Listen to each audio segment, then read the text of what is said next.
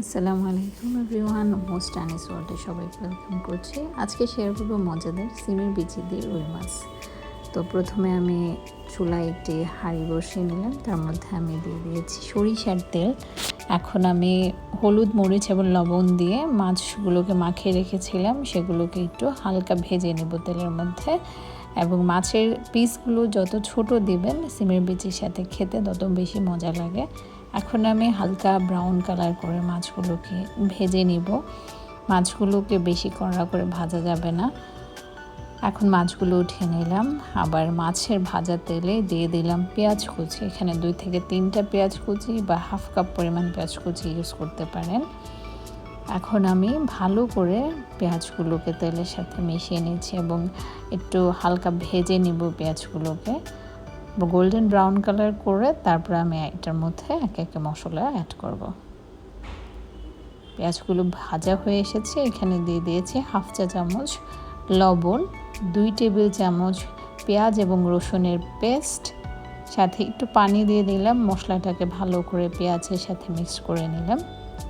দিয়ে দিলাম হাফ চা চামচ হলুদের গুঁড়া, হাফ চা চামচ মরিচের গুঁড়া, 1 টেবিল চামচ আদা বাটাটা অপশনাল, আপনারা চাইলে স্কিপ করতে পারেন। দিয়ে দিলাম অল্প পরিমাণে ধনিয়ার গুঁড়া এবং অল্প পরিমাণে জিরার গুঁড়াটা অপশনাল, আপনারা চাইলে ইউজ না করতে পারেন।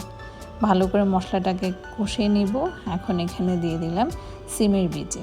আমার সিমের বিচিটা ফ্রোজেন সিমের বিচি ছিল, তো আপনারা চাইলে ফ্রেশ সিমের বিচিটাও ইউজ করতে পারেন। ফ্রোজেন সিমের বিচি ইউজ করলে অবশ্যই রান্না করার আগে ভাপ দিয়ে নিতে হবে।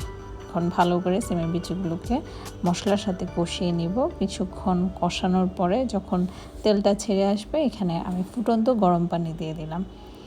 ফুটন্ত গরম পানি সবসময় তরকারিতে ব্যবহার করার চেষ্টা করবেন। দিয়ে দিলাম 4-5টা কাঁচামরিচ কুচি, দিয়ে দিলাম ভাজা মাছগুলো। একে একে করে মাছগুলোকে দিয়ে দিব। এখন ভালো করে মিক্স করে আমি ঢাকনা দিয়ে ঢেকে দিলাম।